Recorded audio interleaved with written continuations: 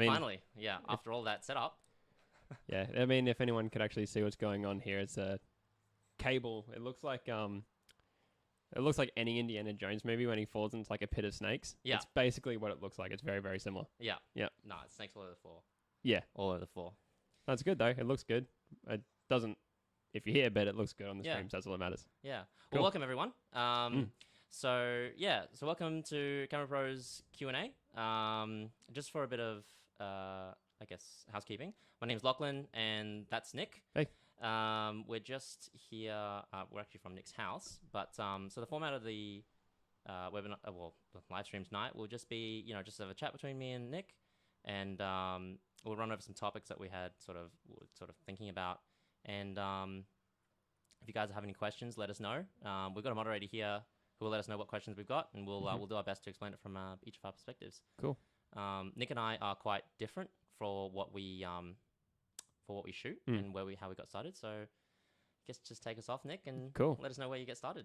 Yeah. Of my like background. Yeah. Well, what got you into photography, I guess. Oh man. I don't know, dude. I guess I used to go to my local camera store a fair bit. Just like as in just used to pop in or whatever. Yeah, nice. When I was a kid and growing up, and then it was actually I got a job there like straight out of high school basically. Cool.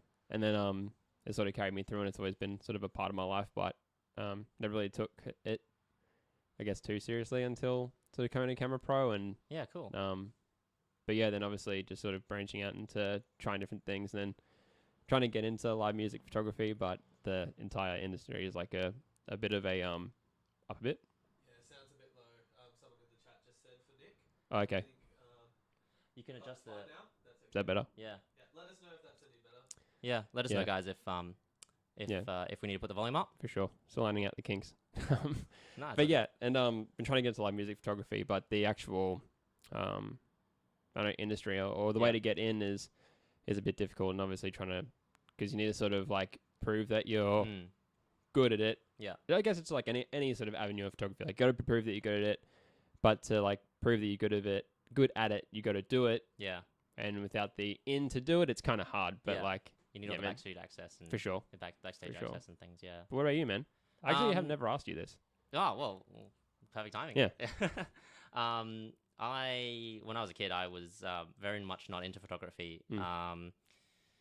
But my family always berated my photography skills, so I guess that's probably a part of it. But I had another hobby, which is scale models and small stuff like that. And I got to the point where I needed to, if I wanted to show my creations online, I'd have to get into photography. And I just saw a review for an entry-level Canon 750D, and I was like, okay, well, I'm just going to buy this. I got a bit of money, and I jumped. Sweet. Yeah, and then it's just been a rabbit hole ever since, just a whirlpool. It just sucks you in. Doesn't let you leave. It's like cars and photography, man. It's like two of the most expensive hobbies you can have. Oh, And golf, I guess. I was gonna say golf. I was gonna say golf. But cars for sure. Yeah. For sure. I hope I never get into cars. Just for my wallet's sake. But yeah. So it's been a few years now, and it's been since you're since out of high school. So like 2012. Yeah. Cool. So going on like 6 years now. Yeah. Nice. Oh. No, 8. Yeah, that's how it works. That's how accounting works. It's 2018. Okay, Yeah. let's just pretend it's 2018. That's it's it. not 2020 today. I wish. No, man. That's right. I saw sorry, not trying all to good. divert. I saw just in our little chat there have been already some questions just like cool. straight off the bat, which is really cool. Want me to read it out to you? Or? Yeah, let's hit If you want, man, this yeah. one, yeah. So the first one I can see here is from Henry. Mhm. Henry asks, how would you best explain dynamic range? Yep. Like what's the difference between 100%, 200%, 400%? Right. Which of you would feel more confident in? I think that's a question for Lachlan. Can the chat hear that at all? So the question we had from a gentleman was how to best explain dynamic range. And he left off a few percentages there, 1, 2, and 400%. I guess I'll just start talking about dynamic range in general, but the easiest way for me to, if you can hear me, sir, could you sort of explain to me, or you can leave it in chat, what system you're on? Because I'm struggling a little bit about the percentages. But I guess dynamic range is, it's the gamut, or how wide your camera can sort of see bright and dark. And so that's your dynamic range, because the range shifts as you look in different scenes. Because it's all relative, it's all ratio, Mm. right? So something that's black in a nighttime scene might be quite, I guess, not black if you have light sort of all over the scene, right? So it's during the daytime.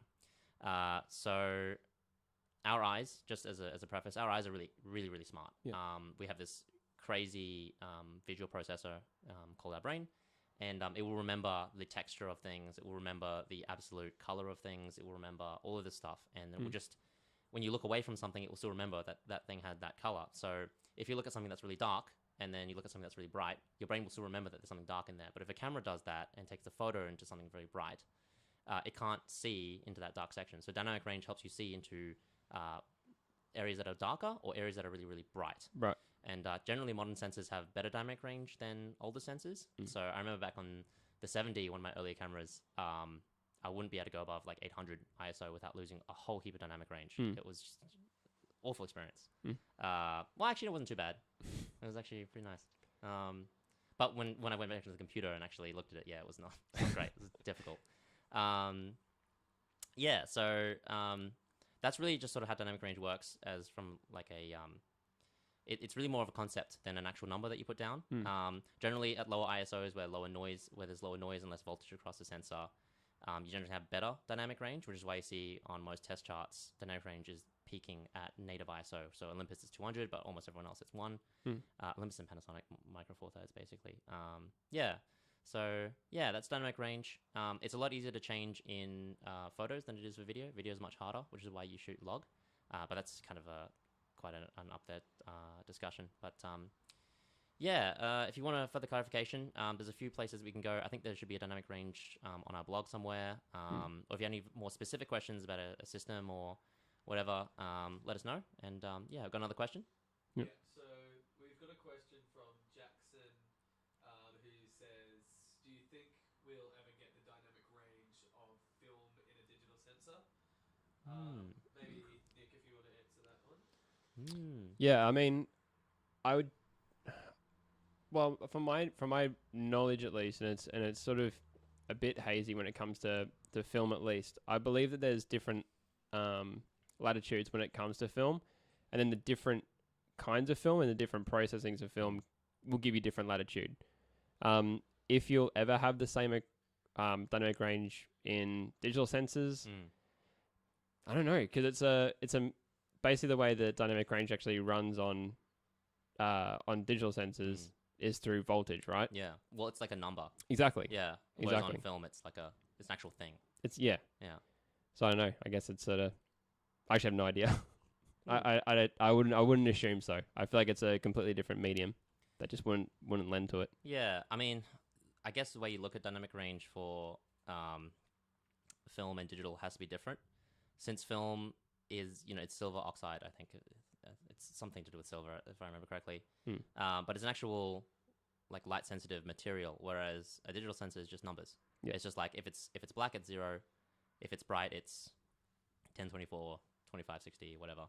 So it functionally works quite differently. I'm sure Jay could help me with this one, but I'm pretty sure there's a concept where if you're opening up for really, really long shutter speeds, reciprocity. That's right. He was talking about it the other day, where the apparent exposure of a film drops, I believe, if you open the shutter longer and longer. So yeah, You lose light sensitivity, basically. Yeah, because the silver is getting used up basically, right, as the longer you open the shutter. The first moment you open it, it has the most sensitivity, and over time there's less and less silver to actually react. Yeah, exactly. So yeah, I think if you want to get a digital sensor to look like film, it's almost like a lot of people have tried it. Fuji tries very hard, and they get very, very close. Did you ever shoot on Fuji? I've had a play around, man. Yeah. Like I've taken him out for like a weekend and whatever. Yeah. And I took him to the what was that? The like climate march that we went to. Yeah. I took the 100F out on that. And nice. It was really, really sweet, man. They're a fun system, dude. They're really, really fun. Yeah. Yeah. There's it's kind of a running joke at CameraPro that we all have our own brands and stuff like that. I mean, like I know Nick here shoots Sony, I shoot Panasonic at the moment. Jake here shoots Canon, but we all love Fuji. I think dude, no one has a problem with Fuji. No. They're like the golden goose egg Yeah. There's just nothing. They can't do anything wrong. Yeah. Even the X Yeah. Pro 3. Yep. Not wrong. No. Just contentious. Yeah. Was there any other questions that we had at the moment?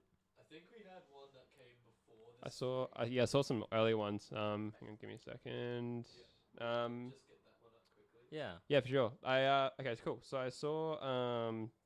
There's a question here from Ralph Gallagher. Good evening from South Gippsland. Lovely evening, somewhat coolish at 6 degrees outside and 8 degrees inside. He's off. Not a question, actually, just saying hello. Yeah. Hey, my bad. Nice, Ralph. Hello. Nice to meet you. Cool. We do have another one there. Yep. Actually, about the Sigma Canon RF lenses. Okay. Sigma Canon RF. Yeah, Okay. About where they're at. So if you just want to repeat that one in case they can't hear my audio. Yeah, no, I saw that. Yeah, it was from Jeffrey. He's asked, what is happening with Sigma Canon RF lenses? Also, hello to everyone that said hello on the stream. Yeah, hi everyone. Have you heard anything, Nick? Man, I haven't heard anything about it. No, me no, too. I would like to see it, but I think the thing about like L mount is that it's I believe it's like open source, right? No, so it's just the three of them who are working on it. Right. Yeah, if it was okay. open source, everyone would be on it. Well, that's what I figured. But I don't know about Canon RF.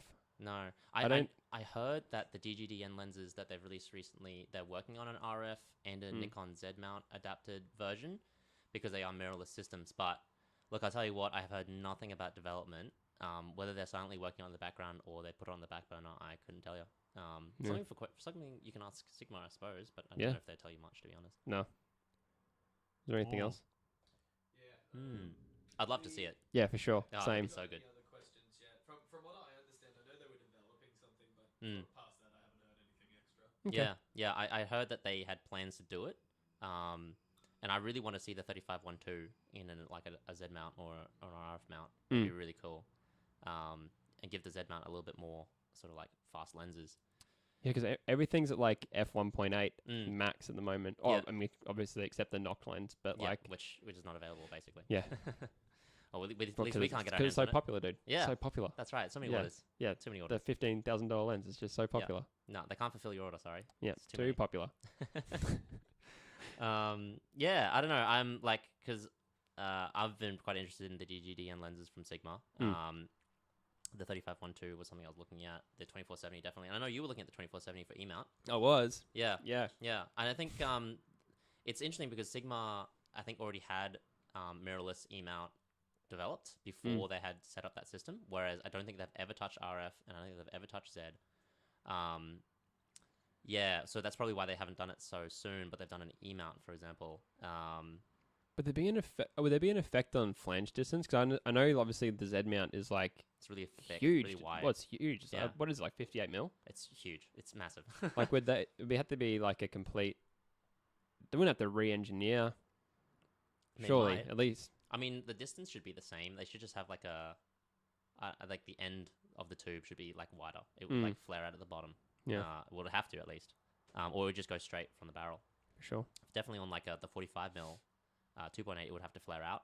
Oh yeah. That thing's not wide enough. No. The barrel diameter is not wide enough. Yeah. Yeah. I wonder how they would work that. Yeah.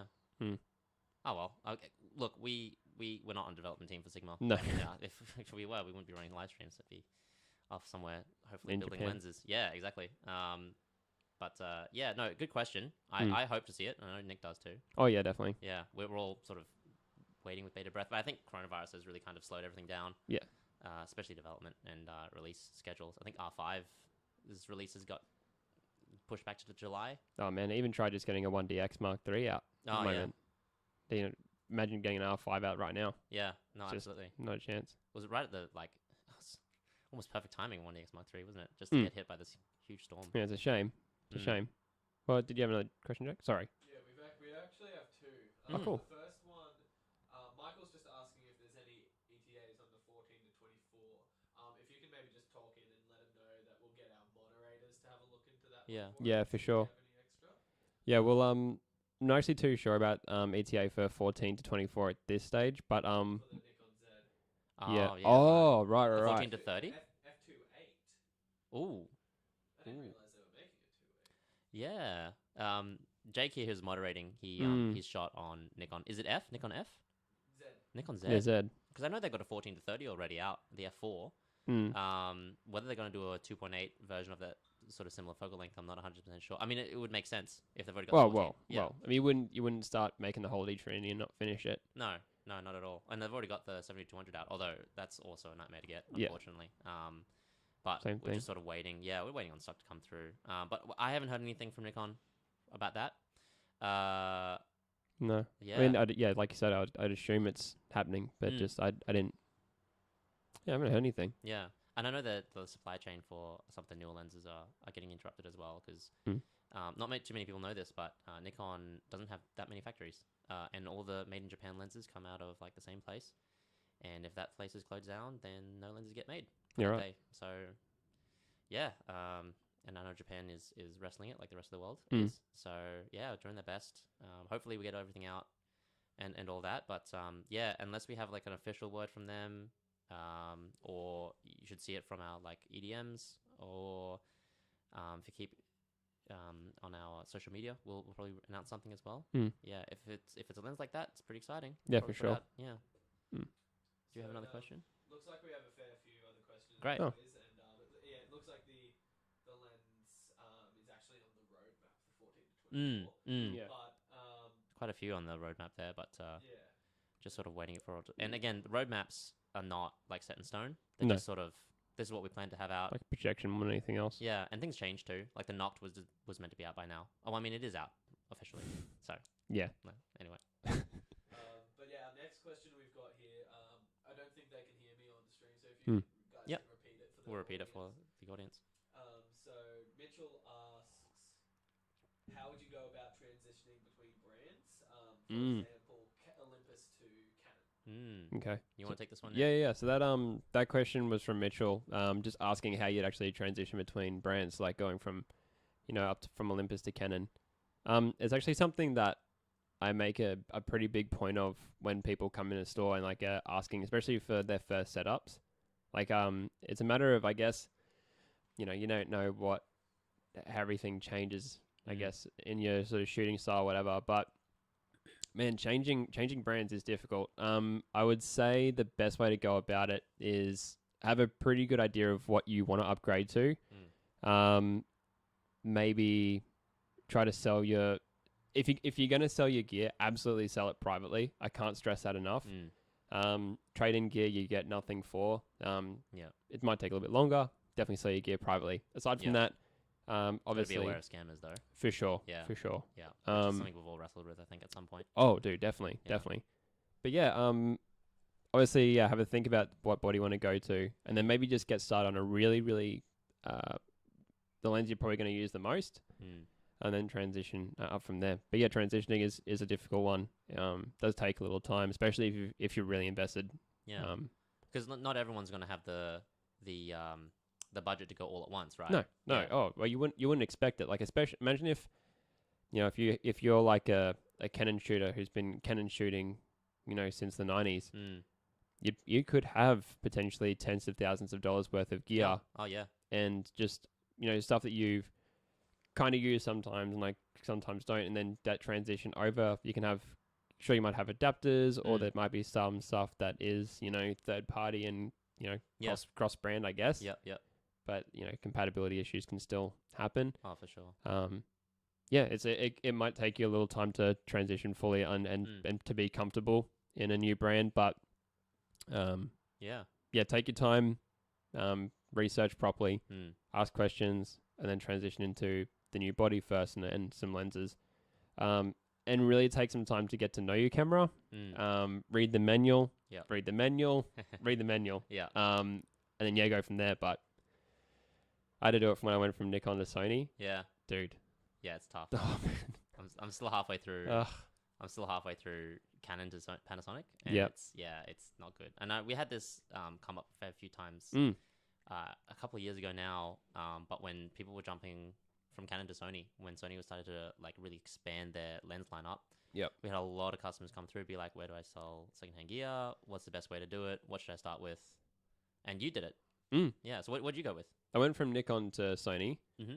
I was lucky, man. Like I didn't really have that much like gear, which was good. I really had very basic gear, so my transition wasn't hard. But my transition, as far as financially goes, but my transition learning curve wise was massive. Right. Because everything was Sony.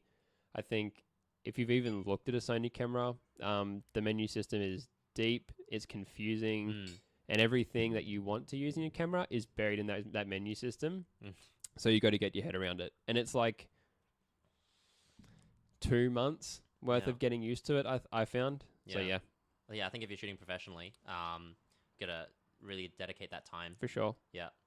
And yeah, I mean, like, coming from, you know, even looking at, because I've been a Canon guy for a long time, and even looking at Nikon's stuff, I can hardly find my way around some of their menus, and then, you know, having to do that from Nikon to Sony as well. I mean, I'm not saying that Nikon's menus are difficult, because, like, you know, got a few shots there, but for me personally, going from one to the other, and then, I mean, supposedly they're similar, like Nikon and Canon have like a similar layout, but then looking at Sony, I was like, oh, well, that's not where I kind of expected that to be.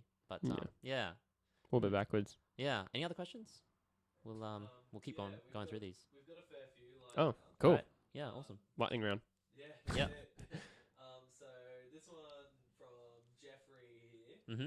He said he's been to a lot of great events at CameraPro. Right. Sweet. Are we rethinking how we host events in the COVID age? Kind of like what we're doing now. Yeah. Yeah.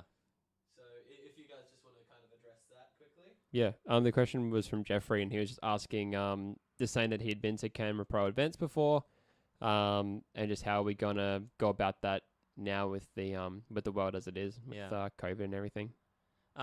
Look, I haven't heard a whole heap personally. Actually, what have you heard?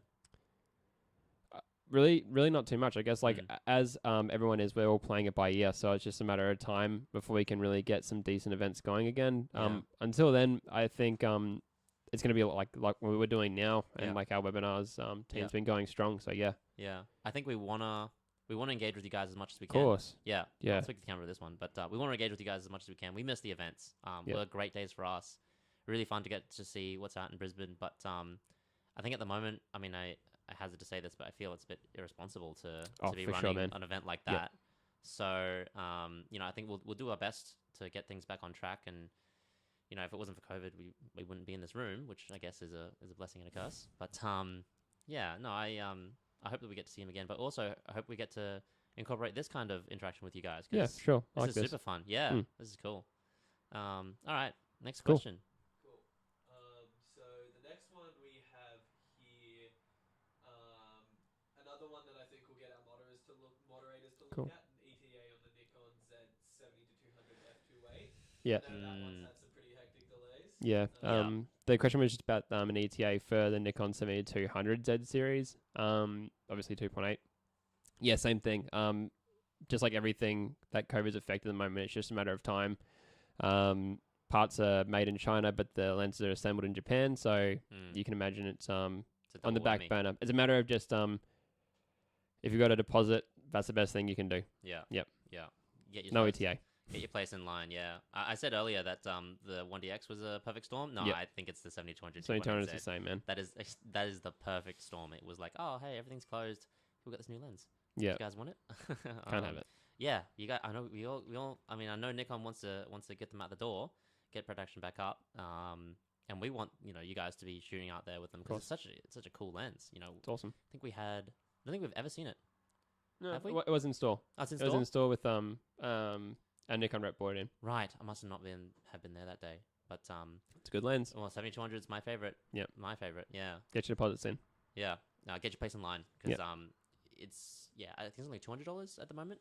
$200, but it's just an important thing to do, just so you can secure yourself a lens when it does come in eventually. Yeah, it's not the full value of the lens, which for like normally in stock products we do. Well, in stock products, yeah, but something like that anyway. Cool.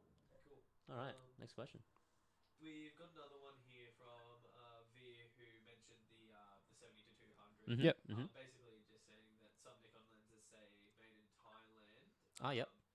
But I guess that's still a lot of the parts still come through China and through Asia in general. It's a bit of a gridlock right now. Yeah. Yeah. So it's you just want to re-say that. Yeah. We'll get on to the next question. Yeah. Not too many people. I guess I guess, aware. When a lens is said manufactured in a certain place, Japan is actually experiencing a manpower shortage, or they have been at least on the manpower decline for the last 20 years. So their workforce is getting smaller, so they have less and less people, skilled workers at least, to work their factories. So sometimes they have to outsource that sort of stuff, or they can't manufacture the actual base parts. Those comes from other factories in and around Asia. I've seen the lenses and bodies, like my body's made in China. I've seen the lenses, a lot of Philippine stuff from Canon and Thailand. I know Nikon has a factory there, and they're excellent. They're fine. But it's all it's almost basically at this point, it's region-wide slowdown for manufacturing and supply chain. Yeah. So, if you need a specific screw or a specific lens from a particular factory, and that factory isn't open, they can't make it. No. And so you're waiting. You might have everything else. You're waiting for that part. So it's just a matter of time. Unfortunately, everyone's in the same boat, and it's just a matter of being patient at the moment. Yeah. It's especially for new products. Like, some products are good. Yep. But that one it's tough because whoever's shooting on the Z series, they were looking at the Holy Trinity. A lot of people were. So that one's got high demand, and put yourself in line. That's it. All right, next question. So we've got one from Jackson again. Yep. He has said, what would the main difference be between using a remote triggered dual speed light flash setup and using big flash heads for a studio setup? Which we went over briefly in our lighting webinar, but you guys can have a chat about that as well quickly. Yeah. I'm not really too well versed in studio settings, honestly. Yeah. It's not really my forte. I'll be completely honest with that. Yeah. Well, I guess I'll take it then. So basically, the question was, what's the difference between using one larger light source in a studio setting versus two smaller ones? Basically, if you think about light sources, just just the differences between them in general. Yeah. Oh, the differences between flash heads and studio strobes. Yeah. Well, like a speed light, for example. Okay. Well, basically, a speed light's just a lot smaller. Its maximum power output's going to be a lot less. So you have less opportunity to diffuse that light. You have a smaller point source. Yep. So generally, like a studio strobe will be quite large in diameter. Maybe like almost as big as my head. But a speed light will be quite small. Like the size of my palm, maybe. So size of light is quite important when you're shooting. That's why you have these big soft boxes that are 1.2 meters long or something like that. They just want to have all that light pushed through that soft box, and then come out from all different angles from within that soft box. It's called diffusion. So for really nice, soft, natural looking light that's not harsh and making these hard shadows, like here it's a bit hard, but there's really, really nice soft studio lights. You want to shoot as much as you need through a diffusion screen, so like either a soft box or a strip box or even like an umbrella, and you need more light for that. So you can either double up on speed lights, or you can get one single large strobe. Either way really works. Generally, those strobes tend to be more flexible. Yeah, so I'd say if you're looking at making a home studio, or if you want to expand later on, then yeah, I'd say go for the strobe. In the industry, we see a couple of times. We have customers come through and they're like, "Oh, well, I bought this, and this served me well, but I'm looking to upgrade, and now I've got to buy another thing again, and then sort with all my secondhand gear." So I'm personally into speed lights because I do really small stuff, so I don't need a whole lot of light. But if I was ever going to do people, I'd have to consider moving on my speed lights and getting bigger strobes. So yeah, studio is big and expensive work, which is why people rent studios and why studio rental companies exist, because they're happy to put the deposit down and then rent the space out. It's just tough. Sweet. Yeah, hope that answers your question. Cool. Yeah. Cool. So we've got another question here from Michael. Michael asks, often around this time of year, many manufacturers have their cashback offers, or maybe end of financial deals that sometimes go together as well. Any news or information from you guys Sure. on that? Cool. Yeah, so the question was from Michael, just regarding end of financial year cashbacks and whatnot from companies like Fuji does it normally, Nikon does as well. They're pretty into it. And just whether or not it's actually going to happen. That's up to them. There's really been no word. We sort of it's funny. Like we actually normally get notified when you guys do on like cashbacks and stuff like that. Yeah. I get pretty blindsided about it, to be honest. Yeah, for sure. I think everyone at the moment is sort of tightened up a bit, so to speak. So whether or not those things are going to actually happen, Yeah. I personally haven't heard anything. Yeah. I'm not sure if you have. No. No, like I said, we sort of find out when you guys find out. So Yeah. sorry about that. Yeah. Fair of nothing. Alright, we've got a question here from Veer. So he has asked, most camera manufacturers have had major losses in the first half of 2020 due to COVID. How do you see second half of 2020 shaping up for photography in Brisbane and in Australia? Oof. Ooh, Okay. That's a tough one. Okay, so that question was from Via, basically asking. Obviously, it's a pretty known fact. The photography industry has taken a pretty big hit in the first half of this year. And just wondering if what the future looks like for photography. Yeah. It's really tough one. That's really tough. Yeah, I think it's time to hit the opinion mode. Yeah. So yeah, this is not really CameraPro's official position. I think, given the sort of state that COVID puts us in, isolation, home, a lot of online shopping. Yeah. I think there's going to be a lot more push towards online marketing, a lot of live streaming, a lot of content being made because people are, they're at home and they're like, oh, maybe I'll bring my old camera out and try that. For the camera industry or the camera, I guess, environment in Brisbane, I think as we start to open up and sort of relax these restrictions, people are going to come out again and they're going to be using the skills they learned in isolation to start shooting again. Yeah. I'm hopeful, optimistic. Yeah. Because there's a big streaming wave that hit us. Huge, just man. like everyone else as well. Huge. Yeah. So now everyone's got that set up. Then they're sort of like looking into the potential of, well, how can I get this content out? How can I use this content? I'm making good stuff. Let's, hit the socials and do it that way. And the more people we have on there, the bigger the base we have and the more interesting work we get to see. So I'm pretty hopeful once we open up again, people will come out and shoot. Yeah, for sure. Yeah, I think it's like same. Like again, completely just my opinion. Oh, of course. Yeah, I think it's I think everyone's sort of been hit in different ways. Obviously, if you're a wedding photographer, oof, yeah, dude.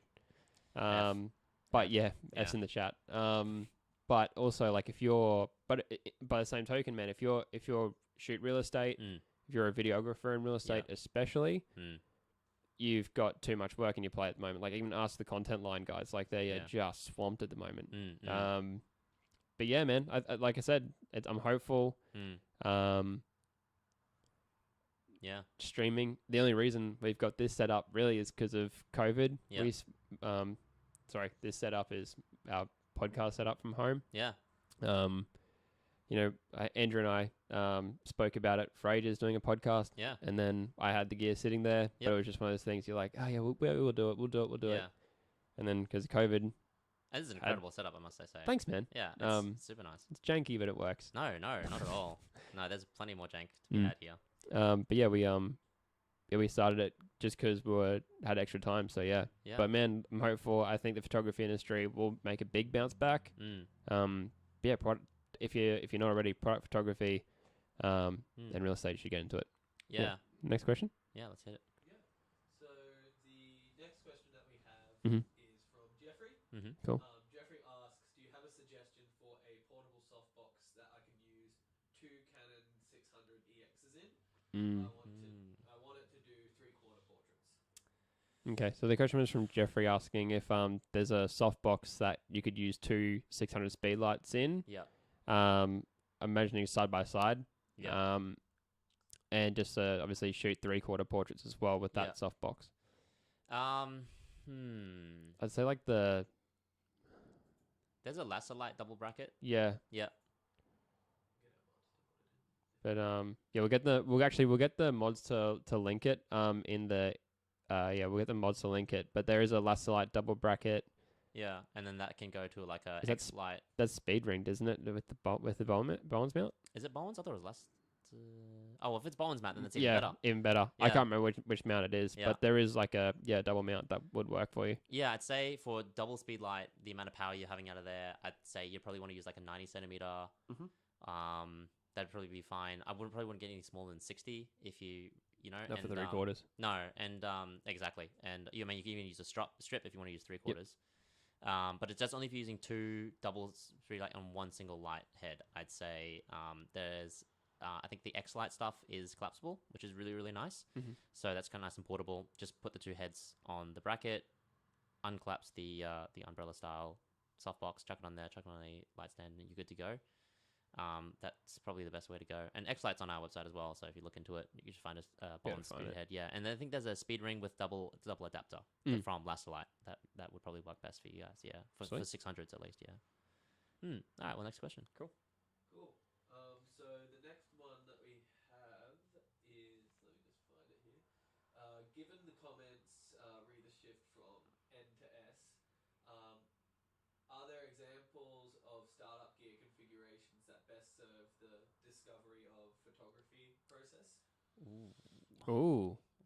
Wait, so was the question, if you're switching from Nikon to Sony, what's the best kit for discovery of photography, like first starting? I guess. I think that is what we're getting at, because you were talking about your swap from Nikon to Sony. Yep. And I guess maybe talk about, Ralph, if that's not correct, feel free to clarify. Yeah. We'll go ahead with that. Yeah. And maybe just talk about what you'd recommend getting into when you go. How to start. Sure.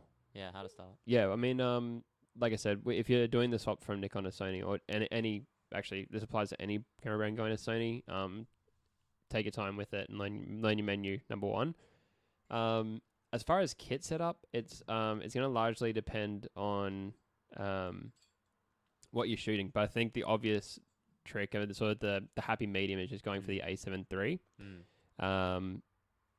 You go A7 III, and then I would say the 24-70 from Sigma. But honestly, just go for the Tamron 28-75. It's a fantastic lens. Super, super sharp, and it's also not that expensive for what you get. I think it's like 1,200, I think, with us. Yeah, it's like 1,200, normally floats around that 1,300 mark. Yeah. But yeah, as far as, that's all you really need to get started, I think, and then you can work yourself out around that, because that'll give you wide enough to do landscapes. It'll give you sort of tight enough to do portraits as well, and f2.8's wide enough. Yeah, it's fast enough for zoom. For zoom, yeah. Yeah, for sure. I'll actually go against the grain here. And say I'd say, so I started out on Canon. I wasn't really into photography, and I bought a 18-135 travel lens, and I was sort of middling about it and whatever. And then I think I really started accelerating or starting to get into it once I got a really fast prime. Yeah. Fair enough. Because then it was something that's like a lot more. So I guess if you're shooting on a zoom lens, you have kind of like an infinite level of different photo. You can send one shot and you have, however many photos you can get out of that zoom range, right? That's true. But a prime, you've only got one, and that makes you think, and thinking is how you get into it. Yeah. Yeah, maybe even, I mean, the 50mm 1.8 from Sony's, it's pretty decent. And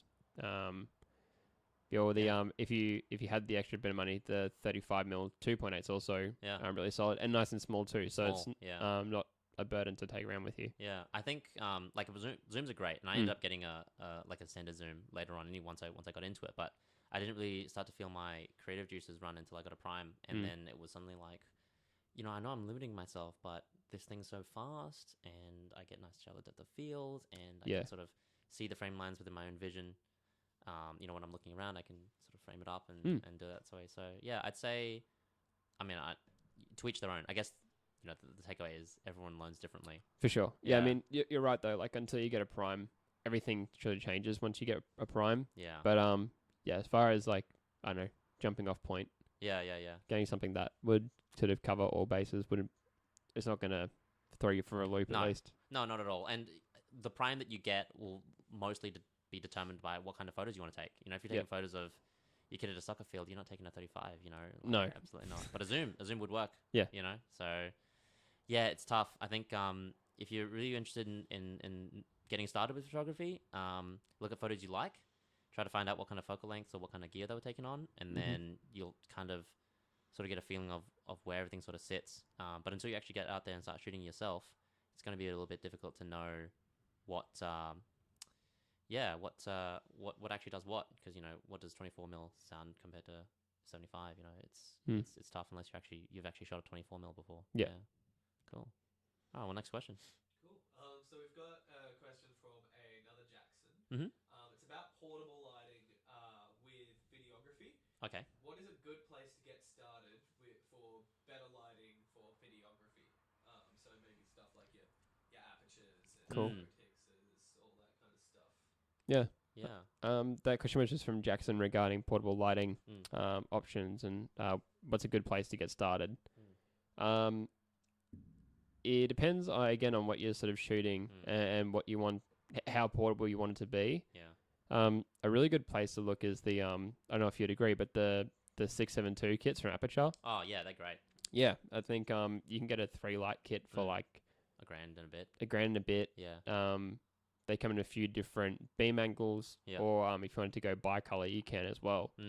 I'd say that. I mean, I couldn't. You could go something like Photix, like the Nuadas or something like that. Yeah. Or for sure. But yeah. Yeah, the 672 kit's good if you want to do like interviews and stuff like that, like sort of big area, and it will also come down on small areas as well, and gives you plenty of light. Yeah, they're really good kits. I'd say like just as a I guess as like a bit of context, we've got 4 lights in here. Yep. We've got this 120, sorry, this Tri-8, and we've got 120 over here, and we've got 2 of these lights that you can see there's a bit of blue on both of us. If I had to eliminate lights out of this, I'd take the 120 away first. Yeah, so it's not, then that's our biggest, most expensive light. So it's not like we really need the 120 as sort of backbone, although it does serve as that. For sure. These the 2 Tri-8s lights are here. awesome, man. Yeah, the Tri-8s are so good. Tri-8s are so useful. Battery powered, portable, easy to take around. These still even like these LED lights, these M200s, they're awesome. And if you've only got budget for these 2, which I think will run you about $400 for 2 of them. Yeah. A little bit more. That's $400. Yeah. RGB does everything you want. Has plenty Effects bright and stuff. Yep. Check it on your camera. Yep. Yeah, and that's where you get started, I think. And they're super light too. Yeah, like they're the size of like a big iPhone. Like then you won't notice them. Yeah. That's actually a really good point. Yeah.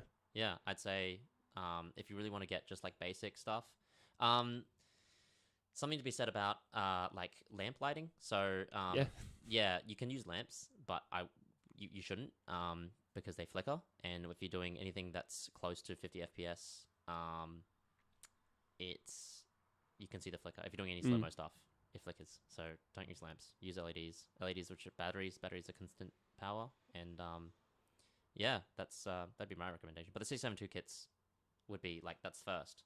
Yeah, because that's for your main lights, and then your little bits here and there. These colored ones if you want, like LED strips or whatever. Yeah. Yeah, so that's where you start. Anything else? We have a great question here from Michael. Since you're on YouTube, and much of this switch to Sony especially has been attributed to kind of like YouTube reviewers. Yep. To video, for mainly video guys as well. His question is, how much do you, Nick, use it for video, whether it's professionally or not? And he's actually just put in another question here, so I'll read that as well right now. Canon have been criticized over video a lot on YouTube. Canon's approach with its cinema line of cameras has often made sense to him, and what's your take on that? So, Nick, if you maybe want to talk about the Sony stuff. Yeah. And then Lachlan can talk about the Canon cinema gear. Yeah, for sure. So the question was from Michael, and it was just regarding video using a Sony system, and if I've used it in a professional setting. I really don't do a great deal of video outside of the podcast, really. I have dabbled in it at live shows, and I'm really not a very good videographer, but everyone starts somewhere. For sure, and I'm just learning. And yeah, look, I mean, I think it looks good.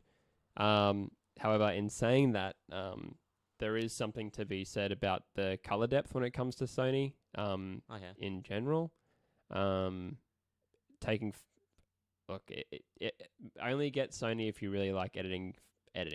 Okay, that is all I'm gonna say. That's a good tip. Yep.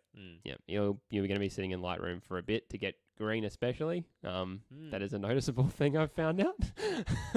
But otherwise, yeah, look, the Sony system, for what I know and for what I can what I can tell, it's good for video from my eye and what I do.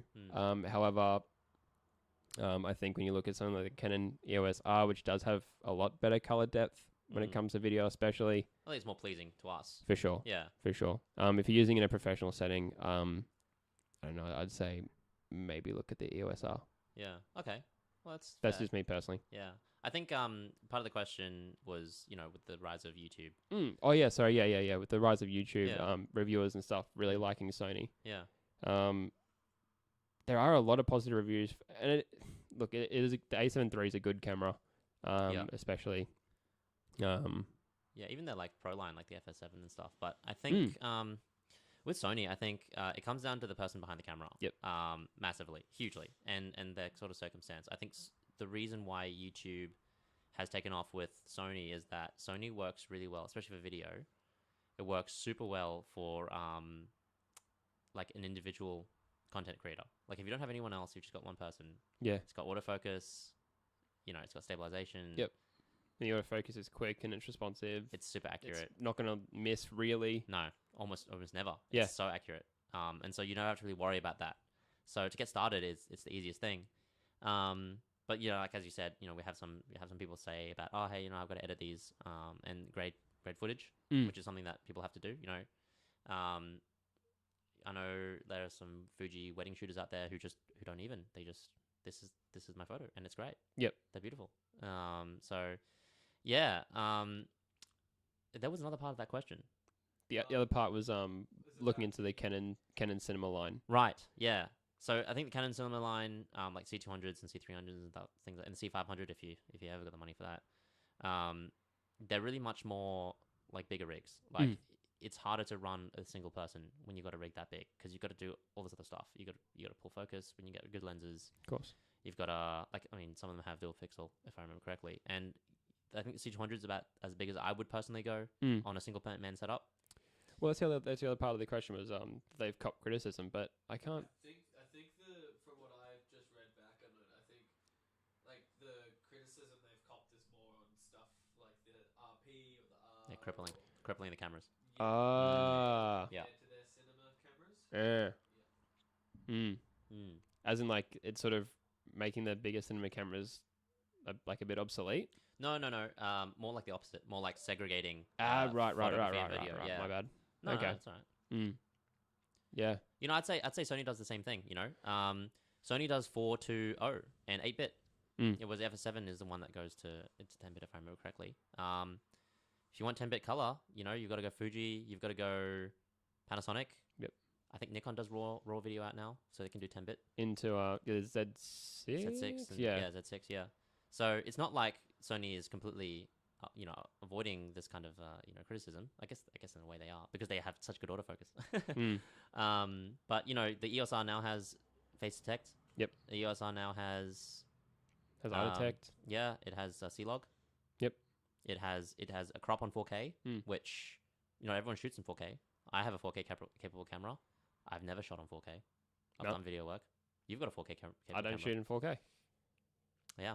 I mean, not everyone can do it. I mean, great. All the power to you if you do. But perhaps, I just don't want to edit it. Yeah, me too. My computer would explode. Yeah. Yeah. Yeah, I don't want a house fire. No. So. Yeah, I think it's tough because they're going to make a decision based on their market segregation, where they want to put their products, and with the R5 coming out, that thing's that thing is very cinema oriented. So we'll see what Canon take out because the only thing we can do is say, hey Canon, we want these features in this camera and we want it at this price point, and we'll let them figure out all the manufacturing. And I guess like I said on YouTube, plenty of people have said it. So I guess we're just adding on voices on top of that. Yep. Yeah. Cool.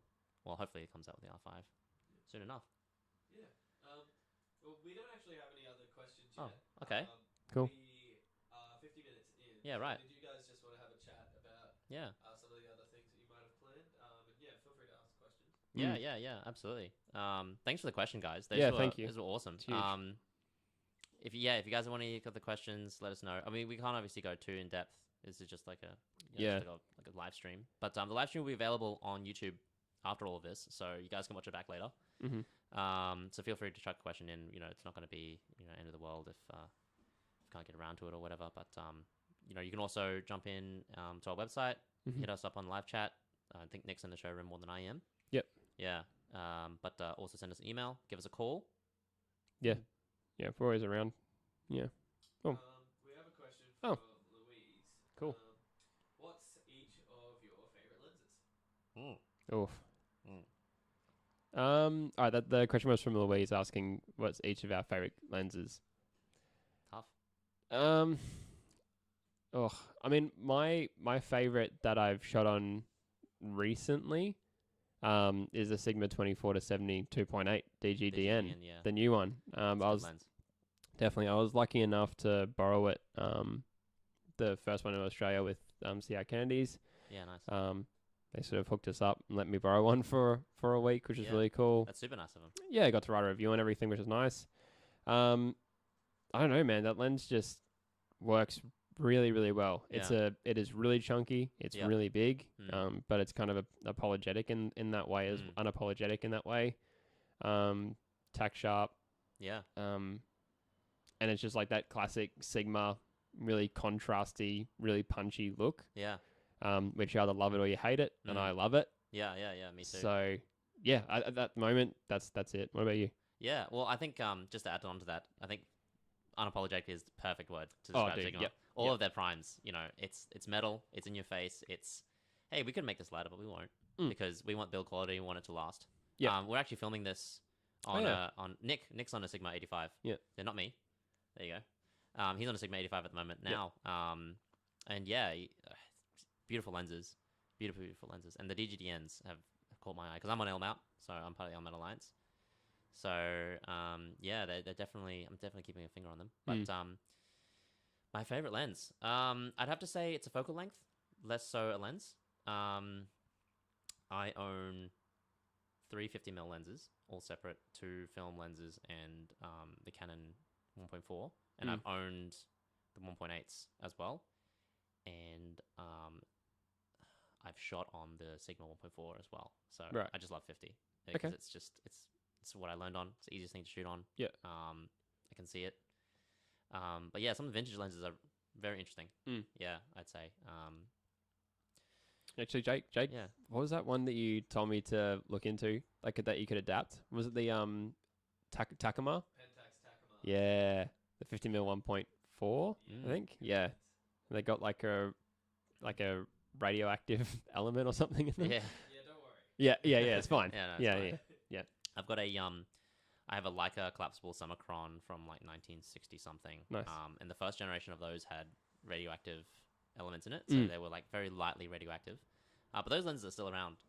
Beautiful, all mechanical. I have it here in my bag, but can't really show you on stream, unfortunately. No. Yeah, I have to get out of my chair. But yeah, it's a really, really nice lens. And I'd say, one of the things that you end up getting into, which is like very opposite of like modern, I guess, in a way, technical photography, is to go back and adapt film lenses onto your cameras, because mirrorless cameras have this opportunity to do so because they've got flange distance to work with. And it's really fun to just go back and shoot all these like old wacky film lenses, not really worrying about sharpness, doing everything in manual. I mean, it's not for everyone, of course, but I've been having a blast with it. Yeah. May as well. Yeah, so 50mm basically is my answer. Yeah. Cool. Nice. Thanks for Louise. Thanks for the question, Louise. Good question. Cheers. So we've got another one here. It's a very beautifully worded one. From Ralph.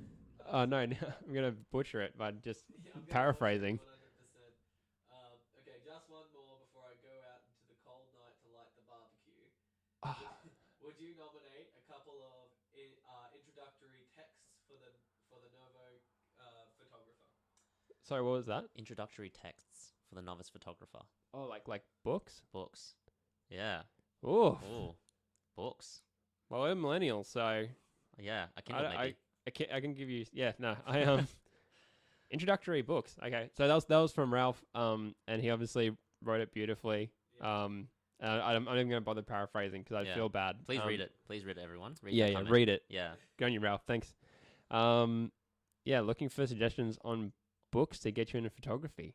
Man. I've read a couple, but nothing I can really recommend because books tend to, unless they're talking about a very, I guess, universal aspect of photography, they often include something like, oh, what gear you should use, and that becomes obsolete almost within 6 months, unfortunately. But I can say, try and get as much text on the topic. It doesn't necessarily have to be books. Talk to photographers, look at their photos. Yeah. And oftentimes I'll have their settings. Yep. Yeah. Try to replicate that. That's the best way for me to do. Reading is great. And, like I said, I've read a couple, particularly on landscapes to get like composition and stuff like that. And to know the terms and things like that is very important. Yeah. And have the concept. Yeah. So, but I couldn't recommend you anything, to be honest. Nothing off the top of my head. Do you remember any of the titles of the books you read? I've honestly, I've only ever picked up like photography books in the way of like Zines or like picture books. Right. Which right. I don't know any other way to explain it, but Yeah. a picture book, like a collection of work Images. Yeah. on a photographer. Yeah. Otherwise, I've never read. No. Focal press would be mine. What's that? Any focal press book you can find. Any Focal press. Yeah. Yeah. Focal press, Jake says. I don't know if they still make books, but Mm. I've got a heap of their books from the 80s and Yeah, right. Okay. and even the 70s. And yeah, if you can find a pre-owned focal press book, some of them are just chocked full of stuff. Yeah, right. Yeah, Okay. cool. Ralph, Jake recommends Focal Press. Any Focal Press books from the 80s and 70s, if you can get your hands on them, Yeah. probably the way to go. Mm. They're a big read, but you'll learn. Cool. Yeah. Okay. Wow. Sweet. Thanks, Ralph. Cool. Well, yeah. What a legend. Good luck with the barbecue there, mate. Yeah. And, Good luck with the barbie. Yeah. Cheers. Thanks for joining us. Mm. All right. We've got another one here Mhm. from Jackson S. Which camera brand do you see creating the most buzz in the next couple of years? Ooh. Okay, that one's from Jackson S. I'm asking which camera brand will create the most buzz in the next few years. I think we're probably going to see the decline of Sony. Yeah. I think that's they're going to sort of. taper off? I think it's going to taper off. I think. I think Canon might have a resurgence. I'd love to see Canon have a resurgence. That'd be really cool. Well, not even a resurgence. They're still huge in the market. Sorry. Yeah. Yeah. Yeah. No, well, no, You know what I mean? Yeah. Exactly. Nah, it's just words. Yeah. No. Yeah. Or Fuji. Fuji. Because I feel like people are slowly learning. I mean, if you're around photography, like you know about Fujifilm Yes. and you know about their color. Yeah. But if people sort of just starting to get into it, they Yeah. obviously know Canon and Nikon, and that's where they like tunnel vision. Yeah. Obviously Sony's sort of been that now as well, kind Yeah. of opening up a bit. Yeah. Man, I'd love to see some more Fuji love. Yeah. Yeah. Love. Me too. But yeah, I reckon maybe Canon. Mm. That'd be cool. I don't know. What do you think? Big waves. Hard to I guess quantify that. Yeah. I think definitely R5 when that comes out. If the rated specs of what Canon have confirmed is going to be the way it is, depending on the price, there could be a game changer. Absolutely. Yeah. Completely shift the paradigm of what you can do in a small body, non-cinema grade camera. quote Cramming unquote, so much in there. which would basically be a cinema grade camera in a non-cinema grade body. And if you can imagine put a cinema grade camera in anyone's hand, tell them to make something, you'll see some stuff. So, other than that, big brands. Really excited to see what happens next with Z series. Mm-hmm. That's super cool. Olympus just released a bunch of really, really nice stuff. I'm waiting for more glass from Olympus. That would be nice. Panasonic has just released S series, so them fleshing out that lineup because they just released a 12 to 60 mm lens, which is pretty interesting. Good to start with, especially on the S1. Now that you can have them on sale quite a fair bit cheaper than when they came out.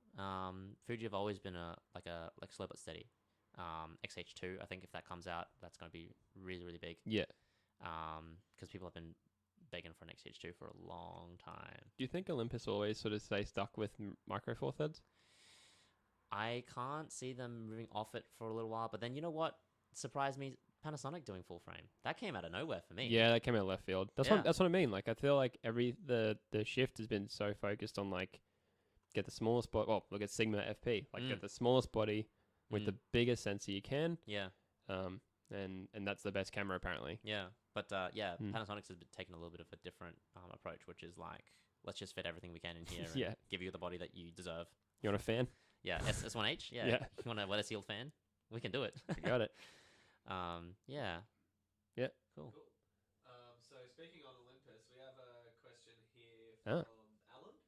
Okay. And he says he has an Olympus OMD EM1 Mark II, and he has some old film lenses. Mm. Cool. He's happy with the results, but Right. he wants to basically know how to calculate the apparent focal length Yep. on the camera, so he can work with like your hyperfocal distances and that kind of stuff. Right. Yeah. Yeah. So- So That lens. That lens. That question was from Alan. He has a Olympus camera and some vintage film lenses, Mm. and is asking about adaptation and trying to calculate the focal distance when using those lenses. Mm. I imagine it's it's Micro four. Four Thirds. It's actually 4/3 lenses. well, Yeah. it could just be regular vintage lenses. True. Yeah. No, it might not be necessarily full thirds lenses. But Oh, it could be full frame, right? yeah, Just it could be. adapted. Yeah. Hmm. If you've got a full frame It equivalent. depends. Yeah. Yeah. If you've got a full frame equivalent, you just multiply it by both the aperture and your focal length by the crop factor. So if you've got a, let's say you've got a 50 mm 1.8 or 50 mm f2 lens, you'll have a 100 mm f4 lens at wide open and adapted in. But if you've got a 4/3 lens, it might be a bit different. 4/3 can be different again. Yeah. Yeah. If it's full frame, it's ×2 on both. But I don't know Just be normal. because it's just the actual. It's the mount for micro 4/3, right? And obviously the sensor size. But as far as lenses is concerned, Yeah. I believe Yeah. it's If you just. did regular 35mm lenses, it should be just like Lux said, your ×2. Mm. I think your 4/3 lenses were pretty well the same as your micro. Yeah. Four Thirds. Forgive us if we're wrong, but if you've got film 4/3 lenses and you're going to micro 4/3, I'm pretty sure it's 1:1. Yeah. But Yeah, we haven't had a micro 4/3 shooter in the office for a little while since Robbie left. Yep. Everyone's sort of been either APS or full frame. But you guys are really like dedicated on your Olympus guys. Yeah. Oh, yeah. Super dedicated. Yeah. We have a lot of customers who love their lenses to come through the store. Olympus is a cult. Yeah. Oh, for sure. You get Yeah. in, you never get out. Really. No. Although, which is surprising because another customer, well, not customer, forgive me, but we had another viewer earlier who said they're going from Olympus to Canon, which I personally have never heard of. No. No. But I've seen it the other way. yeah. Yeah. Cool. No, thanks for the question. Yeah, it's good. Got another one. Yeah, so we've got one from Solomon here. Yeah. Solomon says, what lens can I upgrade to if I use a Canon 600D with the standard kit lens? Mm-hmm. I'm a novice and I've been asked to take portrait shots for a group. Ooh. A group, as in everyone at How once. big? Yeah, or just one at a time. Like, is it a school? Is it a family of 4? Hmm. That's a good one, Solomon. Sorry, that was Solomon's question. He's got a 600D Canon with a basic kit lens. Yeah. And wants to upgrade his lens to take group photos, group portraits. Yeah, like I was saying, Solomon, it's gonna be largely dependent on the size of the group as to what focal length you get. Yeah. I mean, I think you'd probably say 50mm, right? I'd say 50 or 35 if you want to get something a bit wider. Yeah, like a good 35. And I think that's actually a really good point to touch on. I think. Yeah, but that's the other thing. If he's shooting on a crop, so it's times 1.6 for Canon, with yeah, Canon. 1.6, yeah. So you got to take that into consideration when you're looking at focal lengths. But yeah, so that's why I'd say if you're gonna do like upper body portraits, like from here upwards, if you can see that, yeah, from here upwards, or even from a little bit lower, I'd say 50mm on that 600D in particular. And if you're gonna do like 3/4 or from knee up or almost full body, you could probably do either 24 or 35mm. Yeah, probably do that way. But yeah, it depends. Again, group size. Yeah, that's a big thing because if you're shooting a school or a class of 24 kids or shooting a family of 4, yeah. If you're gonna stick with APS-C, if you're gonna stick with true. crop Canon, I'd say the 18 to 35 f1.8. F1.8. Oh yeah, from Sigma. Yeah. Yeah, super versatile. If you've got a bigger group, you can zoom out. It's got like a 2x zoom. If you've got a more narrower thing, a tighter thing, you can shoot to 35. 1.8 throughout the entire focal range. Super sharp. Brilliant lens. But yeah. If Maybe just repeat what that one was, just so Solomon might be able to write it down. yeah, sorry, it's the Sigma 18 to 35 f1.8. Yeah. But that's like if you're really planning on sticking with crop, in my opinion. Yeah. Otherwise, buy full frame lenses. Yeah. Well, yeah, I think with the there's, intention of upgrading to full frame in the future. Yeah, that's right. If you've got the intention, absolutely. It's something to be said about like lenses versus bodies. I think course. I'd much rather invest my money in a lens than Yep. a body.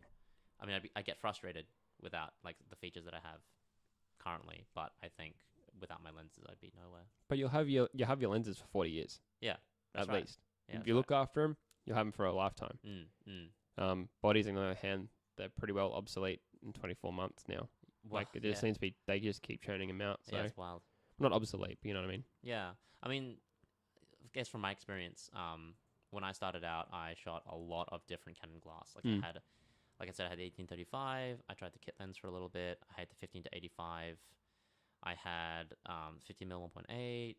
I had what else? 40mm. I've shot the 24 on it as well. Just trying to find that like peak sharpness. You know, the colors that I liked, the focal range that I liked.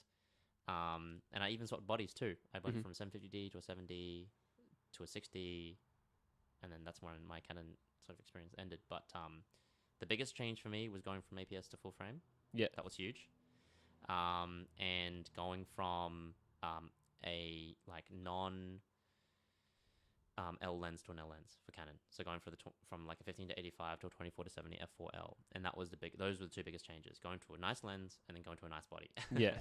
And then all the other changes later on when I got when I got bigger L glass, they weren't as big a change as going from a non L glass to an L glass. So I can say for sure, with some of my best photos, ones I took in Canada 2018, were done on the 7D. Not the greatest body by modern standards, still great. And my best photos, my best photos, all there. But good glass, not the greatest body. Yeah, not the other way around. Yeah, good body, bad glass. I've had some pretty bad photos. Yeah, I'll tell you that. Yeah. Well, Solomon said, "Thank you. That was very helpful." Cool. So I think. Thanks for asking. Thanks, Solomon. Yeah, happy to help. We've also got just a sayonara from our mate Ralph. Ah. Said, "Thanks for the session.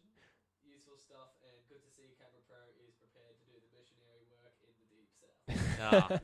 Thanks so much, Ralph. Really appreciate it. We're happy to join you. We're happy for you to join us. Yeah. And hopefully we'll see you again at some point. Yeah, cool. Yeah. And there's another question. We've got a follow up from Alan. So Alan's question before was on the film lenses to the Olympus. Yeah, yeah. sure. So they're all full frame lenses used with an adapter. Yeah. Oh, cool. Okay, so that was just a tag on from Alan's question. He has all full frame lenses. Yeah. But adapting for micro four thirds lenses. Yeah, so it will have the apparent depth of field and apparent focal length of a lens that's × 2 on both fields. Yeah. So you're shooting a 25mm, it'll be 50mm. If you're shooting f2.8 wide open, it'll be f5.6 apparent. Mm-hmm. Yeah, and that'll be fine for you to calculate your hyperfocal Yeah. ranges. Yeah. Yeah. Yeah, you are still the same. Yes. Yeah. Yeah. Good point. 2.8 will be 2.8, or close to 2.8 in terms of t-stops, which is your transmission, depending on what the lens originally was. But if you take that off and put it on a full frame, it'll be the same transmission. So you'll let the same amount of light through, but your apparent focal length and focal range will change by that crop factor. Yeah, it's the same with APS-C. Yep. Yeah. We've got another question here from Malia. Yep. So Okay. Malia has asked, what is the main difference between full frame and APS-C? Does the full frame produce better image quality? Okay. Great question. That's a really good question. Yeah. So was from Malia. She was asking what the main difference is between full frame and APS-C. Yeah. And what the benefits are from going full frame. Yeah. Well, I'll let you take it, Nick. Yeah. Basically the difference between APS-C and full frame sensors. Basically, APS-C back in the film days was made to be, and forgive me if I'm wrong, Jake, you probably know more, but a more economical way of shooting, right? Pretty much smaller, more economic. Yeah. You're supposed to get more shots, but Yeah. mainly smaller. Yeah, smaller and more economic, basically. And more or less, that's pretty well transferred across to digital as well. When you look at a APS-C sensor, it's obviously a smaller size than the full frame equivalent. The full frame equivalent being the 35mm neg size. The benefit to going full frame, there's a couple of benefits. You normally have better color depth, better depth of field, and better low light performance. Yes. Better dynamic range. Yeah, and a better dynamic range as Yeah. well. They're the main benefits. Yeah. That's pretty much. I think one of the easiest things to look at. I mean, thanks for asking that question. By That's the a way, really good question. It's Yeah, one we get a lot actually in store. absolutely. And we sort of answer it one at a time when a custom comes through, and we sort of go through the process and goes, "This is what you have to consider with this, and you have to consider with that." But thanks for asking. We can then address to all you guys at the same time. Basically, like if you imagine the size of a sensor, right? And if you get the same image on both sensors, so you have the same focal length, apparent focal length. If you draw two lines on one sensor versus on the APS, like full frame versus APS, the lines on the full frame sensor are going to be further apart. Yeah. So your full frame lens doesn't have to resolve as finely as an APS-C lens to get the same sharpness. That's why you tend to see a general, and not always, but a general improvement in sharpness on full frame, because your lens doesn't have to work as hard. Yeah. So that's one thing. APS, for the most part, is fine. I'm actually using a lot of APS on my camera now. Like I'm just putting in APS mode because I can, and I'm still happy with the results. It's no problem. And Fuji's all APS, and they're excellent. Yeah. Good lens quality can trump a small image sensor. You're just working with the smaller size of the sensor, and when you apply a voltage over it to get ISO to 800, 1600, you imagine on a small sensor that voltage has less places to go. It has less places to dissipate, so you see more noise. But you can mitigate that. I mean, look at your iPhone. iPhone has very little noise compared to even like say older cameras from 10 years ago. And their sensors are tiny. Yeah, that's a whole thing. Yeah, it's computing noise, imagery yeah, as well. right. It's noise reduction. Yeah. But I'd say like APS and full frame both have their place in the market. That's why they're both existing, and that's why they fight quite heavily against each other. Yeah. I'd say if your absolute image quality, the guys who shoot Vogue and fashion, they all shoot medium format. Yeah, it's a So if that's totally can of worms. that's right, and if guys shooting like big landscapes out of helicopters and stuff, they all shoot medium format. Yep. And out of planes, all medium format. So if you imagine that's the zenith, you've got a big image sensor and a big lens, then if you want to improve your image quality, full frame, bigger lenses, bigger sensors. But then you have to compensate for that big size. And also going up to full frame might not be the best thing for you. Like No. if you shoot wildlife or if you shoot sports, It's not for everyone. well, I mean, unless you're looking at 1DXs or like the Nikon D5 or D6 eventually. Yeah. It might be better for you to go crop sensor. You get an extra 1.5, 1.6 times the reach in your lenses, then so it might be better for you. But full frame. Don't be worried about or don't feel like you need to go full frame. It's not an imperative. Like you can do a lot with a little. Yeah. I'd say, if you're going to take me up to Siberia, take some photos of bears and stuff or whatever, and you give me a 10K lump sum to go buy stuff, I wouldn't buy a 1DX. No, I'd buy a 90D. D500. 90D? No, well, D500. Well, if I'm talking about Canon. Okay, Yeah, I'd buy 90. But no, I'd buy a D500. Yeah, Yeah, for sure. For sure. Yeah. Or even, like, if it was 10 grand, I might even get a selection of Olympus lenses and get an EM1X. Oh, okay. Because it's small. And True. I want to be able to run away from the bears. You can't run. They're faster than you. Yeah, they'll get you. Yeah, you just gotta hide. It's nightmares. Anyway, but yeah, even that would be optimal. I wouldn't buy a 1DX. A 1DX is a great camera if I was like doing ongoing work with it, but in that case, I wouldn't. In saying that, if Canon wants to send Lachlan and I to Siberia to shoot bears with the 1DX so he can test it, that's also fine. Yeah, well, I can have a happy to do 1DX and you can have the 90D. Shootout. Yeah. Okay, I like this better. That's better. Yeah. Canon and Nikon, we're listening. Yeah, that's right. And everyone else, Olympus. Yeah, Send us up there. Oh yeah, Olympus. Yeah. Yeah. Please. We'll test. That'd be great. Send us to Siberia. Yeah, we're talking to you. Yeah. That's right. Cool. Alright, Jules. Well, there's no questions for now. Yeah. Cool. So what we might get you guys to have a chat about is just if there's any kind of photo work that you guys have coming up or anything that you want to work on. Sure. Yeah. Yeah. Yeah. At the moment, obviously, again, thanks for the questions. Any photo work? No, not really. Like like everything that I sort of want to do is kind of dried up. So is what it is, man. But no. But as soon as live music comes back up, I think actually Andrea, my girlfriend, was talking about it just the other day. Like it's I think everyone who's in lockdown at the moment or whatever has sort of had this sense of like I need to go do stuff again. Yeah. So as soon as lockdown's over and live gigs open back up, man, it's full FOMO. swing into it. Yeah, for sure. Yeah. If you go to if you do anything once every couple of weeks and it's all of a sudden not there, or even like just the ability to not, the fact that you just can't is like the worst. The fact you can't leave. Yeah, that's right. Okay, well, and that's when you get itchy. What about you? You got any work coming up? No, not really. Just I've been working with CameraPro, doing this stuff. Been in the office a lot. Yeah. Once I was able to get back into the office. I've been trying to sort of pull out my home studio to do product work, because I think that's a fairly interesting, and I've been given impetus by staying at home. I'm like, oh, what can I take photos around here? I've seen a lot of my friends go out and they're just making their own little camping trips and stuff because they have to. But I could totally foresee a lot of them are like, oh, I just wish I was back in the clubs. Yeah. I wish I was listening to live music. Yeah. So yeah, no, for sure. Nothing for me. I know this sort of time has hit a few creators like that. But some of them are branching out and doing new things. Some of them are doing landscapes, which that's something that they've never done before. And some people are doing interviews like one-on-ones with people just to get their experience on things, because now people have time to take interviews one-on-ones. So yeah, I think just branch out, see what else is out there. Try things, man. Yeah, absolutely. You have a question? No, not quite. Cool. Yet. Oh. So if we do have any other questions, feel free to ask. Yeah. No, how are we going for time? So I thought you put your hand up. No, it's just. How are we going for time, Jake? We've got 13 minutes left. Yeah, cool. Sweet. We're coming towards the end of everything. So if there's no further questions, That's fine. No, that's right. Yeah. Yeah. I think, well, like with this whole COVID thing, like the amount of people who have been coming in like to do this sort of stuff, or even just do like their own like making their own content has been really, really cool, really inspiring as well. Absolutely. A lot of new stuff coming out, a lot of new people sort of popping up out of the woodworks that weren't there before. Or just even just businesses finding new ways to be flexible. I mean, everyone's had to do it.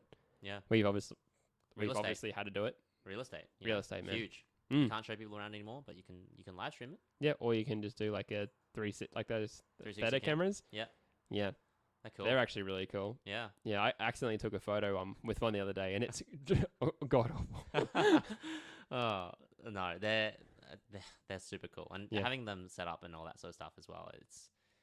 Speaking about the theta, actually, we have one in the showroom if anyone is interested in popping down and having a look. But really cool. They're a 360 camera, and they're probably like that big. They're tiny. Yeah, they're really sweet. Smaller than this microphone.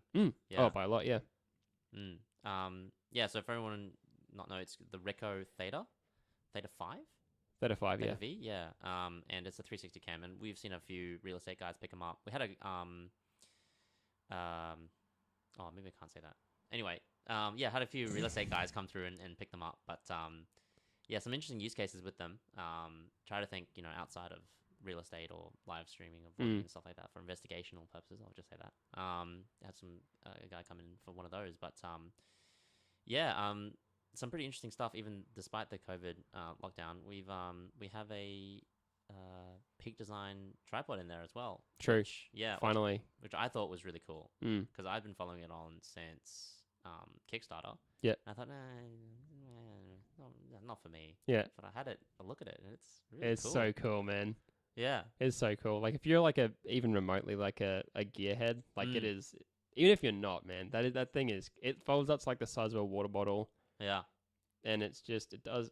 Actually, one thing I was surprised about, there's no like, unless I couldn't tell, I couldn't find like a panning function. No. Which I was like, no. That's the only thing that I would change. So let's just have like, because with the Peak tripod, you can basically push the center column right down, and it's got like these little lugs that fit perfectly. Yeah. The entire thing is just such a satisfying experience, but I would have loved for that to have to open the thing, and then have like a pan function, like with one of the omnidirectional rings. That would have been cool, to be honest. That's the only thing. That's the my only gripe. Yeah, no, that's fair. Actually, and I didn't think about it that way as well. Because if I'm ever doing a pan, I'd stitch, which you would need a pan function to do. Yeah. Well, I mean, it does have a spirit level, but like it's only. Yeah, it's only spirit level. It's only a spirit level. Once you turn it, or if you have it up high. Yeah, it's gone. It's gone. Yeah. Yeah, that's what I mean. Like it's just that because basically the entire, it almost sits like it's a ball socket basically. Yeah. So like as soon as you do like a tiny movement, if you're trying to turn, to the side, then it can slip very easily. Yeah. That's Again, true. just a lug set would have been perfect. Yeah, I think you can put like a head on it, but then you kind of ruin the length of it. Like you can probably get like a pan function, which is just pan. Well, there is like an 3LT? adapter you can buy, Oh, and then really? you could buy that 3LT Head. pan. They have like a pan pan head. plate, don't they? Yeah. Like Yeah. a pan plate. Yeah. Head thing. Yeah. You can get that, but again, it's adding extra weight to something that's meant to be, or To be adding extra light. size to be something that's meant to be small. Yeah. Yeah. It's not much, but Yeah, I don't know. I really like though. I mean, I'm just like a stills guy. I don't do Mm. video or anything like that. But yeah, I really liked it. I thought it was super cool, and I wasn't really all about it when I saw it on Kickstarter. But now that we got it in store, I'm like, Yeah. aluminium maybe. would you go the carbon fiber? No, I personally wouldn't. No. But I'm a young strapping lad, and I can carry an extra 500 grams, no problem. You know, that's like a ball Is that of what it weakness is? for me. Yeah. 500 grams. Mm. Huh.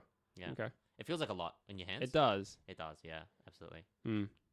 Yeah. Yeah. But you have seen anything in there that's been interesting you or? The peak tripod's obviously one thing. The Theta cameras, I was actually really surprised about. I didn't even expect us to really stock something like that.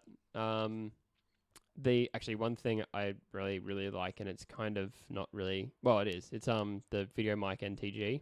Oh yeah, cool. It's really cool. Yeah. From Rode. Yeah. If you're doing any sort of work, even if you're doing stuff like this, like it's just that extra.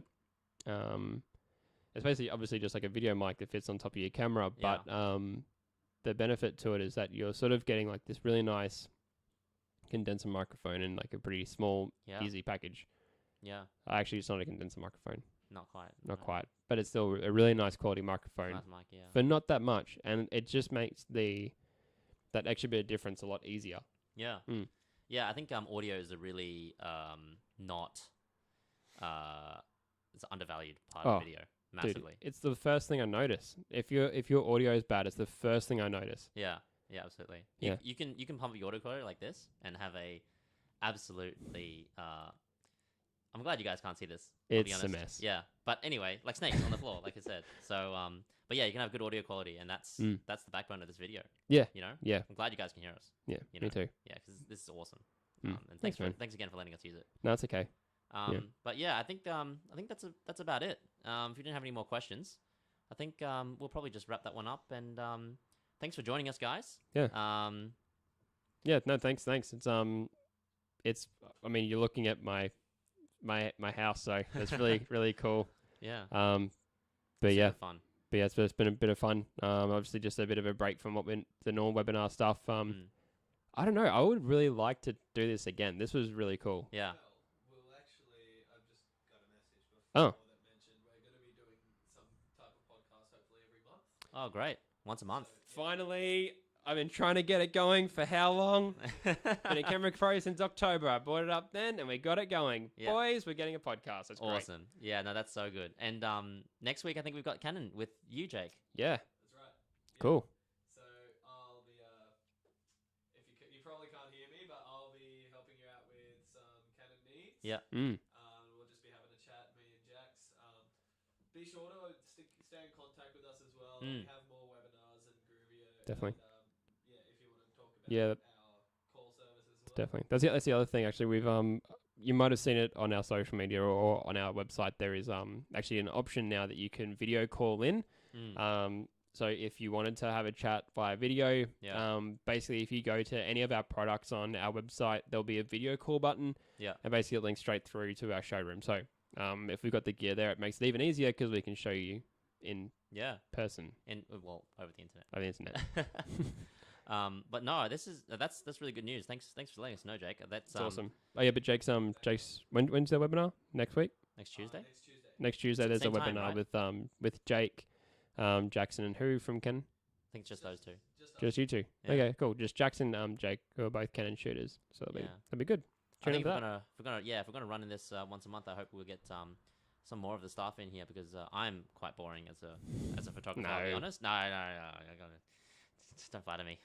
I don't shoot all that much, but I have some guys here who have done some really interesting work and get their perspective on things because Nick and I are just one perspective. We're just one part of the whole of CameraPro. We don't necessarily represent all the best advice. No. We're just our own. But yeah, most of the times we say what we can and do what we can. But hopefully we get some more guys out here. So tune in for that. Cool. And yeah, hopefully we'll see you all back here next week for the Canon one. Sweet. Cool. Thanks. All right, guys. Well, have a great night, and Yeah. thanks for joining us.